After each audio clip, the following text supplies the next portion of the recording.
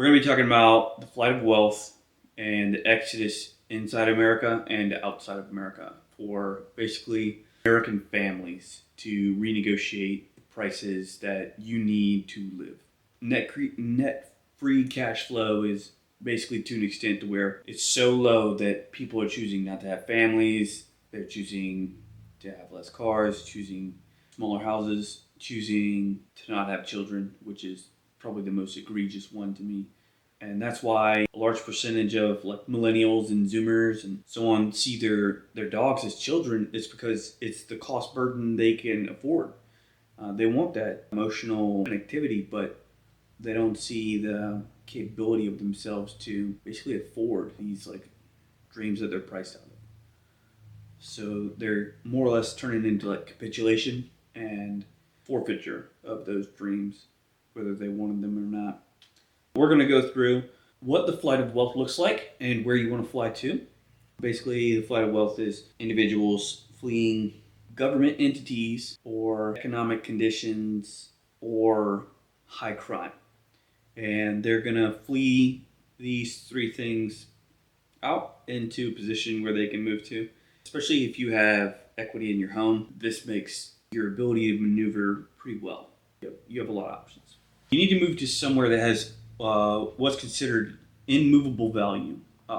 And some of that's going to be like geographic, topographical, but also some of it is going to be like entrenched industry that just for that company's position cannot move that factory to a new place without incurring an extreme amount of cost to rebuild that type of a factory. And when you do that, you come up with some places that provide long-term stability, decent net free cash flow, and the ability to dream of having a better life for your family or even beginning one. So some criteria for an immovable value place to live. I want you guys to take this criteria that you see fit, and I want you to plug it into ChatGPT. I want you to deselect the things that you think aren't that important and choose a place where you can go based on that criteria. One is a city with a deep seaport. I'm not talking river ports. I don't care about Memphis. No. I'm talking about a port that receives cargo shipping containers or petroleum products for direct offloading at refineries. Like Houston would be one city, and other major ports. Just make sure it's a deep sea port and not a river port, because a river port must be dredged continually. Deep sea ports require less dredging because they rise and fall with the sea, not the current of the river. Next one is military bases. I know I've talked about pretty much deleting the Army. But military bases with 50,000 soldiers at them or more are too entrenched to move, and larger units create a shadow for more specialized units in the military to hide behind. You don't want to put your 6,000 best soldiers in the country. Like if we put Navy SEALs, Green Berets, boatsmen, EOD, like if we put them all at one random base and just kept them away from all of the other people, it's too much of a target. So these larger bases have units that are extremely specialized, and they can pretty much exist in the shadows and not be bothered because there's a large amount of activity and you can't differentiate between individuals. So most of these bases aren't going anywhere. Probably number one base that isn't going anywhere is Bragg. Campbell's probably not going anywhere. El Paso's not going anywhere. And St. Louis isn't going anywhere, or McCord. So this industrial park that I was talking about that has hard to move. Basically, it needs to be some extreme refinery process. Whether one of the better examples here would be like steel, aluminum, titanium, chromium, like any of these really, really niche, like high intensity refinery. And if this refinery is closer to a manufacturer facility, I'm talking within a 20-minute drive, then that refinery is even more entrenched because those goods are more than likely going to end up at that manufacturing facility. But again, these are points, plug them in, use ChatGPT, select your cities as accordingly.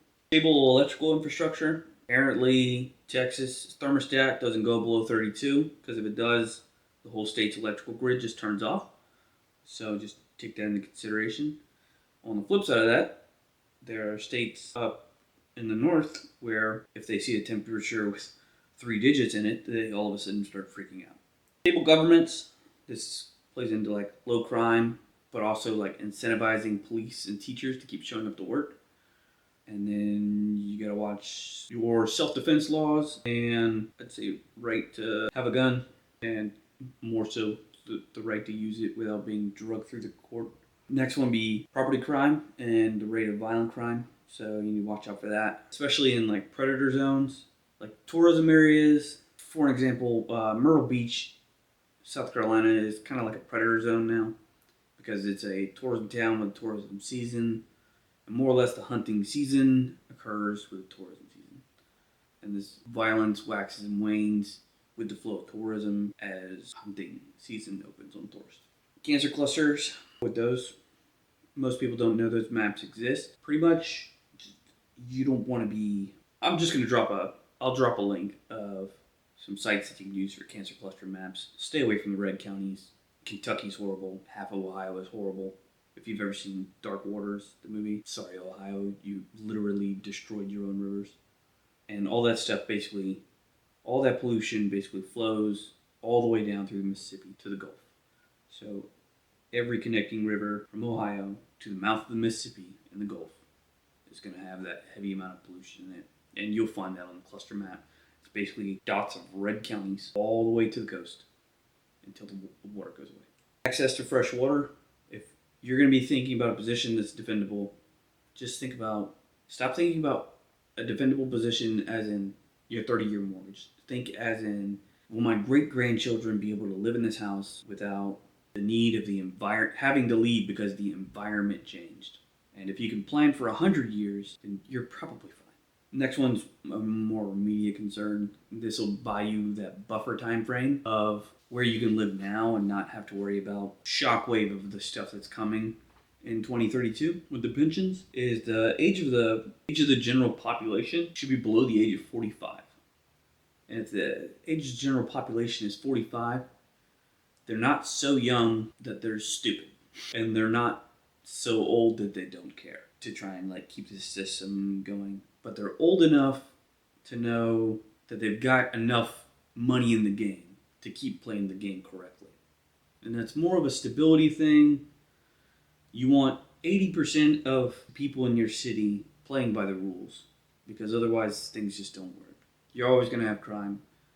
You're always going to have the people doing things with immunity, whether that's bought immunity by lawyers or whether they wear a badge on them. Those are your 10% on the end of the curve fighting to keep the system running, and they don't care about the rules of the system at all. The cost effectiveness of moving from a north position to a south position is pretty much what you're going to find. Virginia's pretty much that cutoff where things become affordable again. So this transition of north to south is basically from high cost centers to low cost centers, high crime to low crime, and then you have just people not wanting to deal with snow anymore. You want to begin thinking in the 100-year time frame for your great grandkids, because like the Roman Empire collapsed, Rome is still a city. England collapsed, London is still a city. Okay, like cities outlive nations. You just need to pick a city that's worth having. You don't have to live in that city. God knows I would never do that. But you need to have access, and that's what you're really buying. You need to be within roughly 1 hour of the city. Why do you need to get there?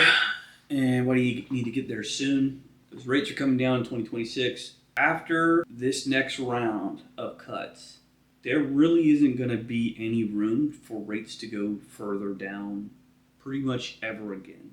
So banks will have to basically incentivize extreme level risk management. So it'll be really hard for you to get credit approvals once we go to the near zero bound. And I'm talking about within 2.5 to 0% interest at the federal funds rate or the 10-year treasury note. It isn't going lower. You just take the loan, figure it out, all right? and then defend yourself from there. Personally, some states I'll be avoiding entirely well, I'll just tell you. Illinois, gun laws, pension fund collapse, property values declining. California, water. Just water. You kind of need it. Also, horrible gun laws. Kentucky, horrible pension. Cancer cluster map, atrocious. Atrocious. You don't want to die of cancer? Don't live in Kentucky. Mississippi, pension fund collapse. Mississippi Cancer Corridor. Again, they're basically the toilet of the Ohio pollution and anywhere else in between.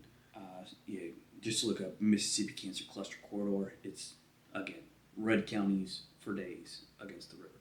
Puerto Rico, pension fund, instability. I mean, you got rich people going there because of tax advantages, but there isn't enough money to stabilize Puerto Rico.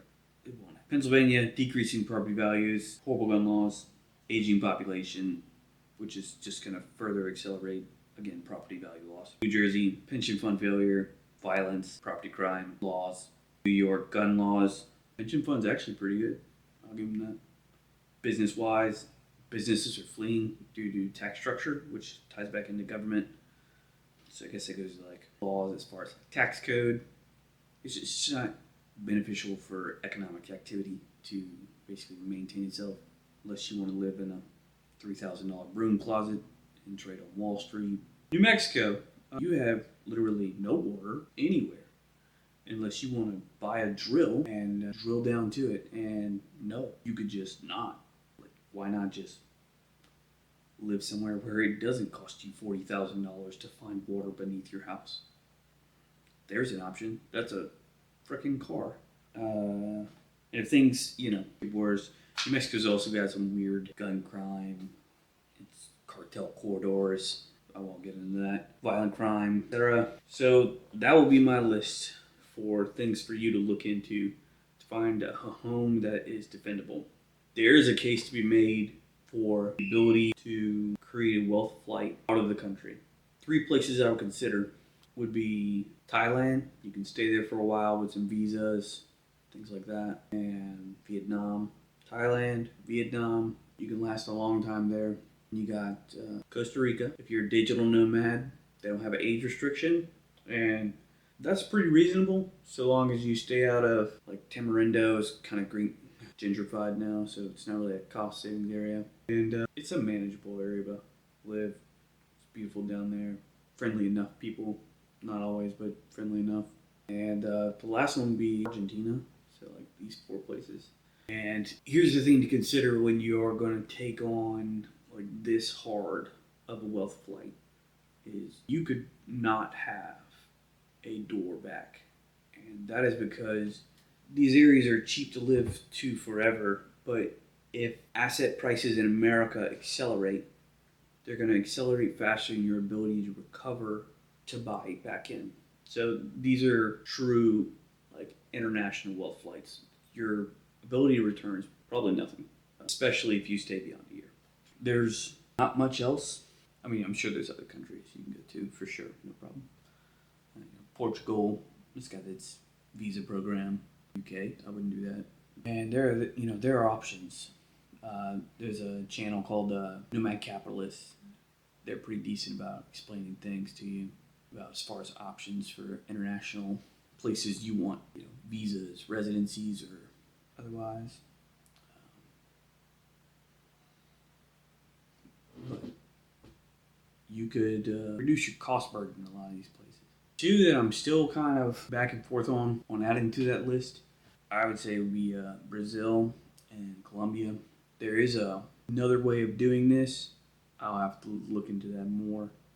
And that's basically if a group of people were to do a coordinated exodus, a large American group of people could move after selling their assets and move to a low-cost center.